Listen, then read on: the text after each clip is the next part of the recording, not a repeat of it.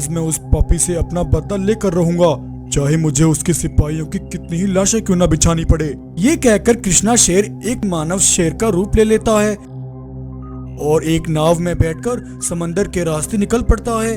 कृष्णा को किसी भी हाल में रंगाबाग के जंगल में पहुंचना था।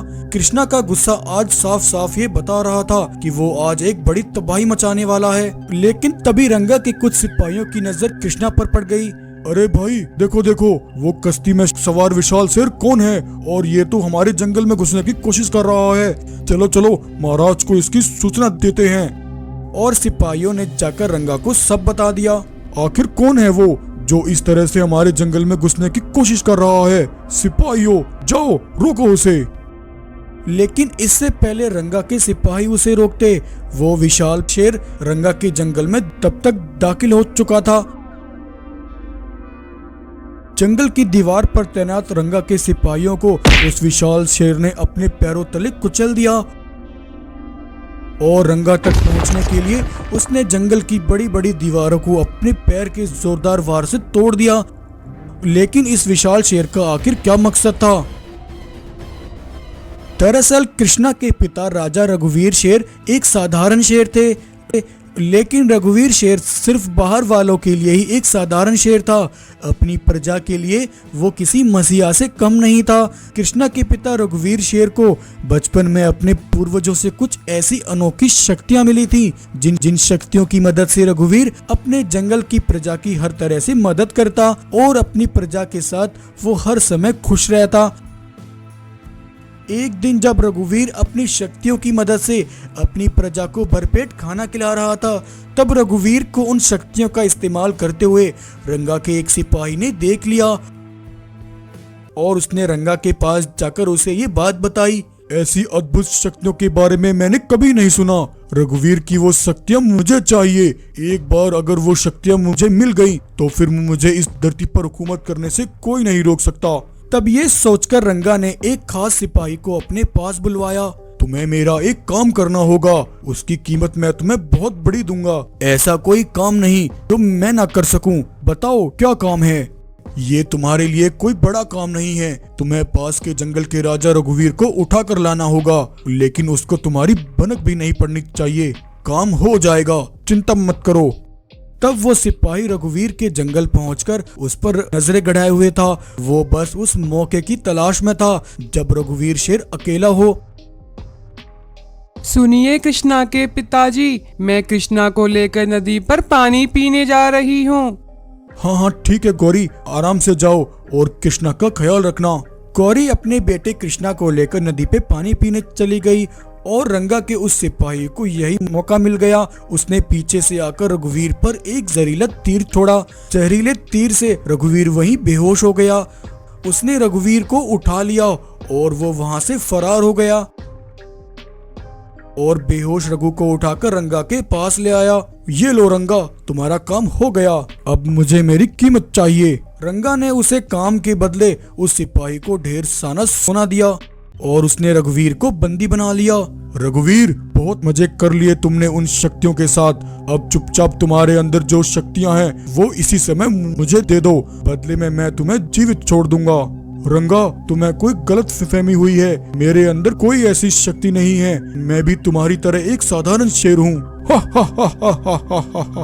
रघुवीर, मुझे बहलाने की कोशिश मत करो। मुझे सब पता चल चुका है। मेरे सिपाही ने तुम्हें अपने जंगल में उन शक्तियों से जानवरों को भोजन कराते हुए देखा है। अब चुपचाप मेरी बात मान लो। रंगा, अगर तुम सब जान गए हो तो ये भी जान लो, मैं अपनी जान दे सकता हूँ, लेकिन उन शक्तियों को गलत हाथों में कभी नहीं दूंगा। ये सुनकर रंगा को बहुत गुस्सा आया। इसका मतलब तू ऐसे नहीं मानेगा। सिपाहियों, इसे उठाकर जिंदान में डाल दो। इसे सिर्फ एक वक्त का खाना दो। मैं भी देखता हूँ ये कब तक अपने उन उसूलों पर टिका रहता है। रंगा ने अपने सिपाहियों से कहकर रघुवीर को जिंदान में डलवा दिया। रघुवीर को जिंदान में डालते हुए एक गाय ने देख लिया और वो तुरंत गौरी शेरनी के पास पहुंची और उसने गौरी को सब बता दिया। रघुवीर के पकड़े जाने की खबर सुनकर तो जैसे गौरी का कलेजा ही फट गया। वो बहुत परेशान हो गई। गाय बहन, तुम भूलकर भी इस बारे में कृष्णा को मत बताना। मैं जानती हूँ वो जालिम रघुवीर को कभी आजाद नहीं करेगा। क्योंकि जिन शक्तियों को वह रघुवीर से हासिल करना चाहता है वो शक्तियाँ कृष्णा के अंदर भी हैं। जब उसे कृष्णा का पता चलेगा तो वो मेरे बेटे तक पहुंचने की कोशिश जरूर करेगा। उस जालिम से बचाने के लिए मुझे अपने बेटे को यहाँ से लेकर जाना होगा। तब गौरी अपने बेटे कृष्णा को लेकर अपने जंगल से दूर आकर रहने लगी और ये राज कृष्णा से छुपाने लगी। माँ माँ, पिताजी कहाँ गए हैं? वो हमसे अब तक मिलने क्यों नहीं आए? और माँ, हम अपने जंगल से दूर आकर यहाँ क्यों रह रहे हैं? बेटा, तुम्हारे पिताजी जरूरी काम से विदेश गए हैं। उन्होंने एक पत्र भेजकर हमें यहाँ रहने के लिए कहा है। अब तुम इस बारे में ज्यादा मत सोचो, वो जल्द ही वापस लौट आएंगे। लेकिन यूं करते करते पूरे 15 साल बीत गए। कृष्णा जवान हो गया लेकिन उसके पिता अभी तक नहीं लौटे थे। तब एक दिन कृष्णा ने फिर से अपनी माँ से सवाल किया, माँ, पिछले 15 वर्षों से मेरा एक ही सवाल है, मेरे पिताजी कहाँ हैं? उनके साथ क्या हुआ है? जरूर आप मुझसे कुछ छुपा रही हैं। अगर पिताजी किसी काम से बाहर गए होते तो वो जरूर लौट कर आते। बताओ माँ, आखिर तुम मुझसे क्या छुपा रही हो? मेरे पिताजी कहाँ हैं? तब मजबूर होकर गौरी कृष्णा को उसके पिता रघुवीर शेर का वो राज बताती है कि आखिर क्यों वो इतने लंबे वर्षों से अपने बेटे के साथ अपना जंगल छोड़कर यहाँ रह रही है। बेटा, वो जालिम तुम तक ना पहुंच सके, इसलिए मैं तुम्हें पिछले 15 वर्षों से लेकर यहाँ रह रही हूँ। मुझे तो ये भी नहीं पता कि तुम्हारे पिता इस समय जिंदा होंगे भी या नहीं। ऐसा मत कहो माँ, पिताजी को कुछ नहीं होगा। मेरे पिता एक बहादुर राजा हैं। उस लालची रंगा ने उन शक्तियों की लालच में आज भी पिताजी को बंदी बनाकर रखा होगा। वो आज भी जिंदा होंगे। मैं अपने पिता तक जरूर पहुँचूंगा। तब गौरी ने कृष्णा को उसके अंदर छिपी उन ताकतवर शक्तियों के बारे में बताया और तब कृष्णा ने अपनी शक्तियों को याद करते हुए विशाल रूप ले लिया और विशाल ताकतवर रूप लेकर कृष्णा रंगा के जंगल पहुंच गया। विशाल ताकतवर शेर को देखकर रंगा के कुछ सिपाही तो डरकर भाग खड़े हुए और रंगा के कुछ सिपाहियों को कृष्णा ने उधेड़ कर रख दिया। कृष्णा ने अपने पिता रघुवीर को रंगा की कैद से आजाद करा लिया और उस पापी रंगा को उसी जिंदान में डाल दिया जिस तरह उसने कृष्णा के पिता रघुवीर को सालों तक अपनी बेड़ियों में बांध कर रखा। और इस तरह फिर से सालों बाद बिछड़ा हुआ रघुवीर का परिवार आबाद हो गया। रघुवीर कृष्णा और अपनी पत्नी गौरी के साथ हंसी खुशी फिर से जंगल में रहने लगा। सोने से भरी बैलगाड़ी लेकर कालिया बाग पूरे 4 दिन बाद अपने जंगल वापस लौटा। कालिया की पत्नी गर्भवती बागिन अपने पति का बेसब्री से इंतजार कर रही थी। कहाँ चले गए थे तुम? तुम्हें मेरी जरा भी फिक्र नहीं। मेरी इस हालत में मुझे तुम्हारी सबसे ज्यादा जरूरत है और तुम आज 4 दिन बाद घर लौटे हो। और ये बैलगाड़ी में इतना सारा सोना, ये सब कहाँ से आया? बताओ मुझे, कहीं तुम कोई गलत काम तो नहीं कर रहे? मैंने तुमसे पहले भी कहा है, मैं एक वक्त का खाना खाकर अपना गुजारा कर लूंगी, लेकिन मुझे ऐसी दौलत नहीं चाहिए। अरे नहीं बागिन, तुम खामखा इतना सोच रही हो। दरअसल ये सोना तो मेरे दोस्त रघुवीर, जो पास वाले जंगल का राजा है, उसने अपने बेटे के जन्म की खुशी में दिया है। उसने अपने बेटे की जन्म की खुशी में एक बड़ी दावत रखी थी। उसने अपनी दावत में शामिल होने वाले सभी मेहमानों को सोना दिया है और ये सोना मैं वहीं से लेकर आ रहा हूँ। ये कहकर कालिया बाग सोने को लेकर गुफा के अंदर चला गया। अगली सुबह कालिया ने बागिन से कहा, अरे सुनो भगवान, मैं 2 दिन के लिए जरूरी काम से शहर जा रहा हूँ। तुम अपना और हमारे होने वाले बच्चे का ख्याल रखना। लेकिन तुम कल ही तो शहर से वापस आए हो, फिर अचानक तुम्हें शहर में क्या काम आ गया? कुछ खास नहीं, बस मैं तुम्हें आकर बताऊंगा। अभी मैं निकलता हूँ वरना मुझे देर हो जाएगी। ये कहकर कालिया वहाँ से चला गया। लेकिन कालिया के इस बर्ताव और उसकी बातों से बागिन को उस पर शक होने लगा। ये आए दिन मुझे शहर जाने का कहकर न जाने कहां पर जाता है। आज मैं इसका पता लगा कर ही रहूंगी। ये कहकर गर्भवती बागिन ने अपने पति कालिया का पीछा किया। कालिया का पीछा करते करते वो बहुत दूर चली आई। तभी बागिन ने एक पत्थर के पीछे खड़े होकर देखा, नीचे एक घाटी में कालिया बाग एक अजीब से दिखने वाले जानवर के साथ कुछ बातें कर रहा था। चलो चलो भाई, जल्दी से मेरा माल निकालो। आज बड़ी मुश्किल से इन बच्चों को उठा कर लाया हूँ। और हाँ, एक जरूरी बात, आजकल मेरी पत्नी मुझ पर कुछ ज्यादा ही शक कर रही है, इसलिए आज के बाद हम इस घाटी की बजाय जंगल की नदी पर मिलेंगे। ऐसा कहकर कालिया बाघ ने उस जानवर से ढेर सारा सोना लेकर उन मासूम बच्चों को बेच दिया। दूर खड़ी बाघिन जब अपनी आंखों से ये सब देखती है तो उसे अपनी आंखों पर विश्वास नहीं होता। मैंने अपने सपने में भी नहीं सोचा था कि मेरा पति ऐसा काम कर सकता है। आज मुझे इसे अपना पति कहने में भी शर्म आ रही है। ये मासूम जानवरों के बच्चों को बेचकर हराम की दौलत इकट्ठी कर रहा है। इतना कहकर गर्भवती बाघिन दुखी होकर वहाँ से चली जाती है। लेकिन रीना बाघिन एक सच्ची और स्वाभिमानी बाघिन थी। वो गरीब और मासूमों पर अत्याचार बिल्कुल भी बर्दाश्त नहीं कर सकती थी। मुझे कैसे भी करके उसे रोकना होगा। कल को मेरे घर में भी संतान पैदा होगी। मेरे बच्चे को जब अपने पिता के बारे में पता चलेगा तो उस पर इसका क्या असर होगा। और जब वो जालिम बाकियों के साथ ऐसा कर सकता है तो वो अपनी संतान को भी नहीं छोड़ेगा। तब ऐसा सोचकर बाघिन ने अपनी दूर की एक सहेली लोमड़ी को अपने पास बुलवाया। लोमड़ी बहन, मुझे तुम्हारी मदद की जरूरत है। तुम्हें मेरे लिए एक बहुत जरूरी काम करना है। हाँ हाँ बताओ बहन, मैं तुम्हारे लिए क्या कर सकती हूँ। बाघिन अपनी सहेली लोमड़ी पर सबसे ज्यादा भरोसा करती थी। उसने उसे सारी बात बताई। चिंता मत करो बहन, अब बस तुम देखती जाओ हम मिलकर कैसे उस कालिया को सबक सिखाते हैं। उधर जंगल में एक रात एक मादा भालू ने अपने बच्चे को जन्म दिया। जब इस बात की भनक कालिया को लगी, कालिया आधी रात उस मादा भालू के घर में गया और उसके बच्चे को उठाकर वहां से ले गया। लेकिन उस रात कालिया को ऐसा करते हुए बाघिन और उसकी सहेली लोमड़ी ने ये सब एक कैमरे में रिकॉर्ड कर लिया और उन्होंने वो वीडियो रिकॉर्डिंग ले जाकर जंगल के राजा रघु शेर को दिखाई। कालिया के ये कारनामे देखकर रघु को उस पर बहुत गुस्सा आया। मेरे जंगल में ऐसा घिनौना काम करने की उसकी हिम्मत कैसे हुई? उसे तो सबक सिखाना होगा। और अगले 2 दिन बाद रीना बाघिन को प्रसव पीड़ा शुरू हुई और बाघिन ने एक नन्हे बच्चे को जन्म दिया। लेकिन तभी 2 बाघ मानव तेजी से दौड़ते हुए बाघिन के पास आए और उसके नवजात बच्चे को उठाकर वहां से भाग गए। प्रसव पीड़ा में परेशान बेचारी गर्भवती बाघिन अपने बच्चे को उन्हें ले जाने से रोक न सकी।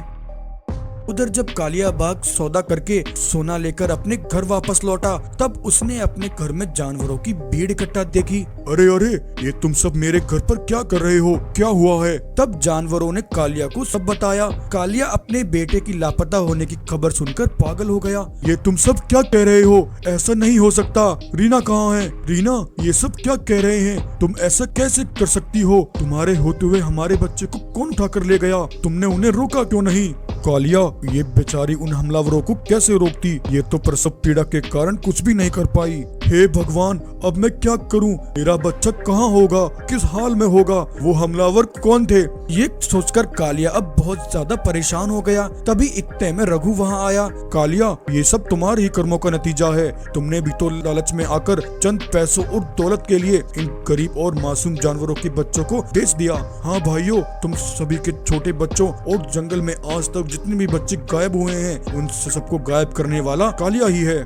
आज जब इसका अपना बेटा गायब हुआ तो ये हमारे सामने आंसू बहाकर दिखा रहा है। ये तो होना ही था। जो जैसा करता है वो वैसा ही भरता है।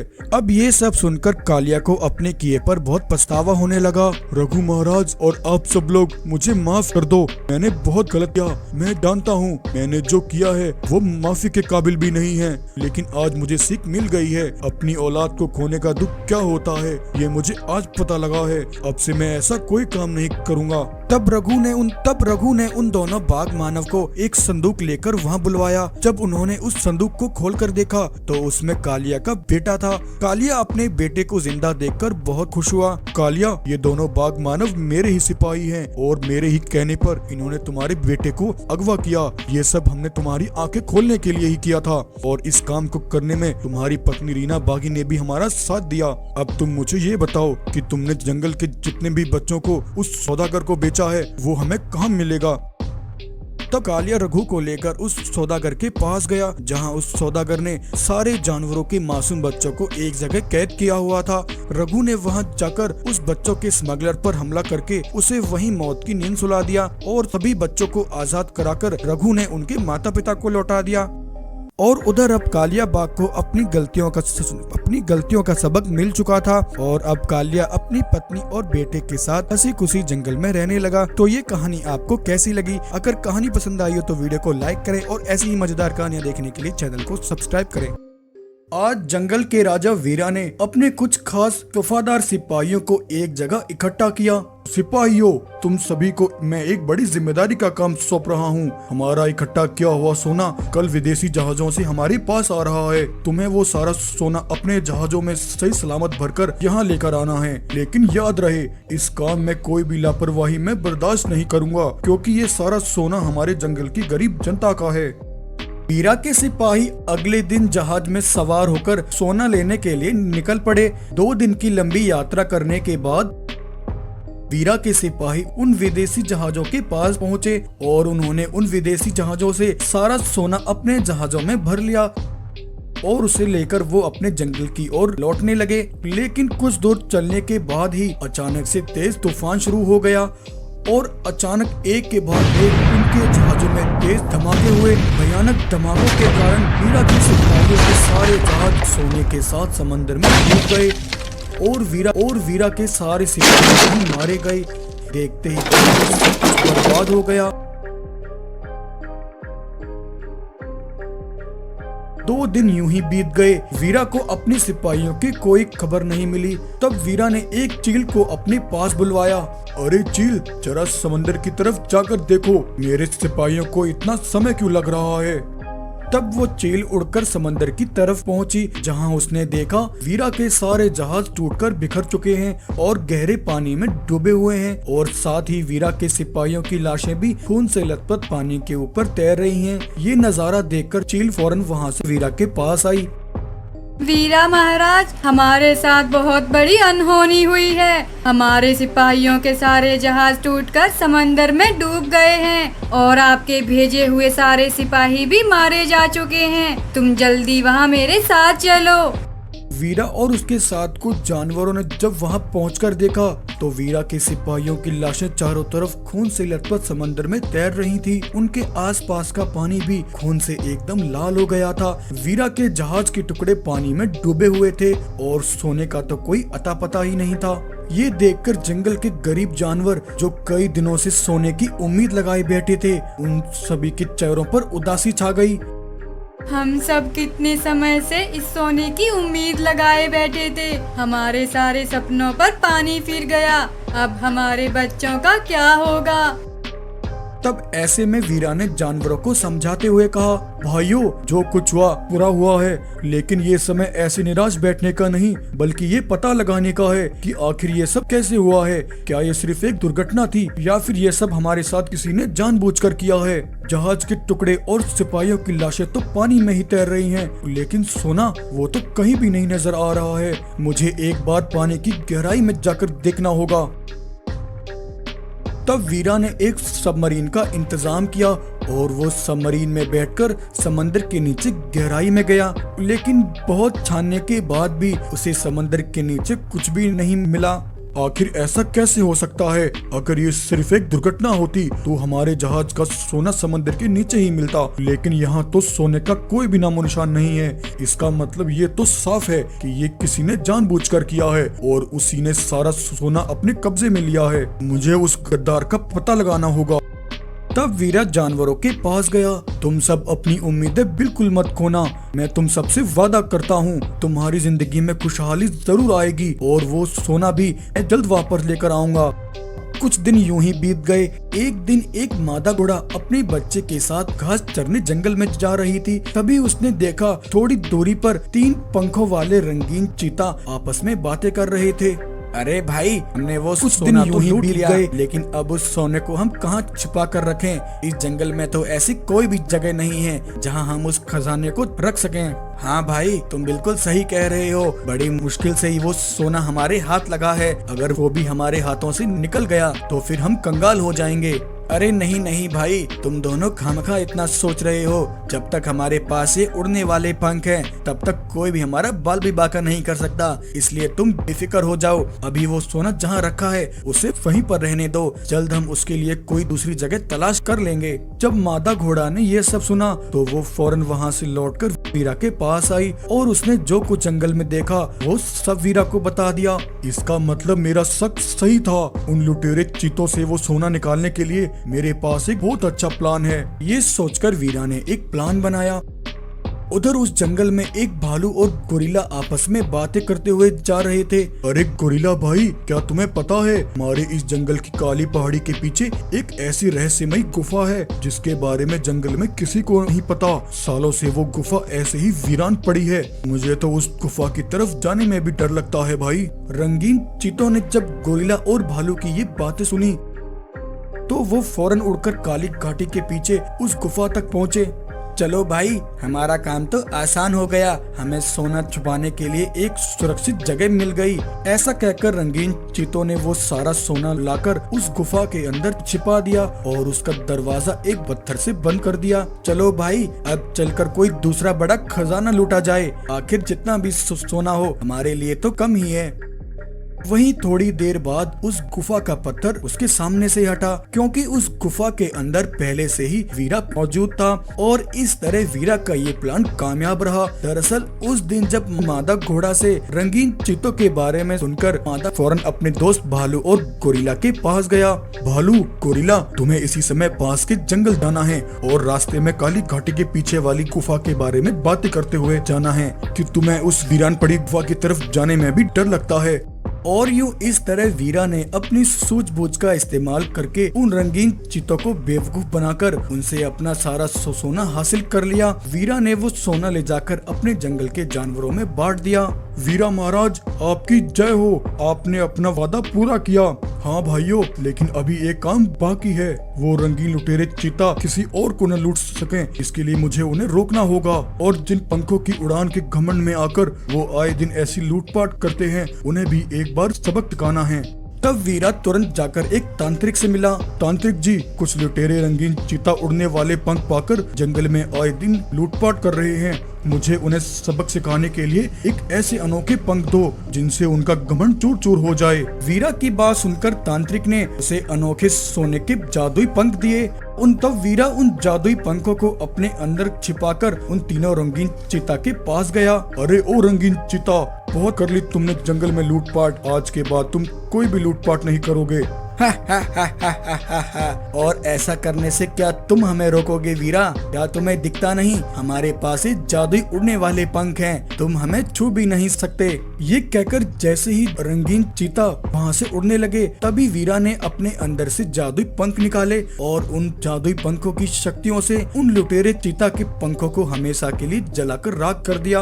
अपने जादुई पंखों को खोकर रंगीन चीता को अपने किए पर बहुत पछतावा हुआ। अब यहाँ से दफा हो जाओ, और फिर से तुमने कोई लूटपाट करने के बारे में भी सोचा तो अगली बार तुम जिंदा नहीं बचोगे। ये सुनकर तीनों रंगीन चीता दुम दुबाकर वहाँ से भाग गए और इस तरह वीरा ने जानवरों से किया हुआ अपना वादा पूरा किया और सोने को पाकर जानवरों का जीवन अब खुशहाल हो गया। तो ये कहानी आपको कैसी लगी? अगर स्टोरी पसंद आई हो तो वीडियो को लाइक, शेयर एंड सब्सक्राइब जरूर करें। वीर पाशा जंगल में अपने सभी सैनिकों को इकट्ठा करके एक ऐलान करता है। सिपाहियों, ये हमारे लिए सिर्फ आखिरी मौका है उस जगह अपनी छावनी बनाने का, उस इलाके में जिस इलाके को आतंकवादियों ने अपना गढ़ बना रखा है। तभी पाशा का एक सिपाही भल्लाल कहता है, महाराज आप चिंता मत कीजिए, हम उस जगह पर अपनी छावनी बनाकर रहेंगे। मैं उस आतंकवादी शाखा को ऐसी मौत दूंगा जिसे उसकी आने वाली 7 पीढ़ियां भी याद रखेंगी। नहीं भल्लाल, शाखा को पकड़ना तुम्हारी बस की बात नहीं है। तुमने अब तक जितनी बार भी उसे पकड़ने की कोशिश की, हर बार शाखा तुम्हें चकमा देकर भाग निकला। इसलिए मैं अब ये जिम्मेदारी तुम्हारी जगह अपने सिपाही शमशेर को देता हूँ। शमशेर, अब ये काम तुम्हें करना है।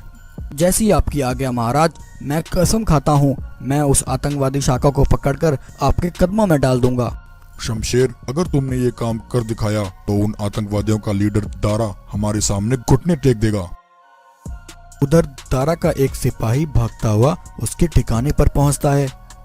दारा, हमने पाशा के सिपाहियों पर हमला कर दिया था और यहाँ तक कि उनकी एक टुकड़ी पर अपना कब्जा कर लिया था। लेकिन तभी पाशा के सिपाहियों ने पीछे से आकर हम पर हमला कर दिया। मैं बहुत मुश्किल से अपनी जान बचाकर यहाँ पहुँचा हूँ। दारा, शाका जरूर पकड़ा जाएगा, नहीं तो मारा जाएगा। अपने सिपाही की बात सुनकर दारा जोर की एक दहाड़ लगाता है। बहुत अच्छा किया जो तू बचकर यहाँ भाग आया। हाँ दारा, मैं इसलिए उल्टे पैर यहाँ भाग आया हूँ। लेकिन तू गलत जगह पर आ गया है। शायद तू वहाँ पकड़ा जाता या फिर मारा जाता, लेकिन यहाँ तू 100% मारा ही जाएगा।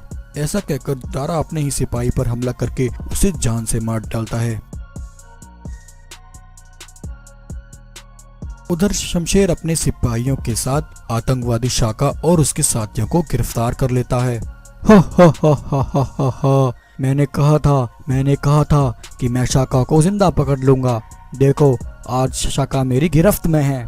शाका, अब मैं तेरे सामने तेरे इन सभी साथियों को जान से मार दूंगा।